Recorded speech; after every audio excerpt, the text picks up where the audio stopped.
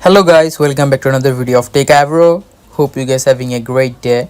In this video I'm gonna walk through how can you create custom widgets on iPhone.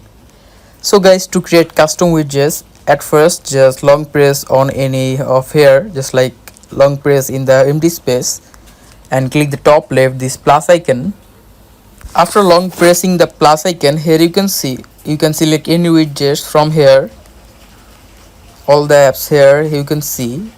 If you tap on music, here you can see the music widgets are here.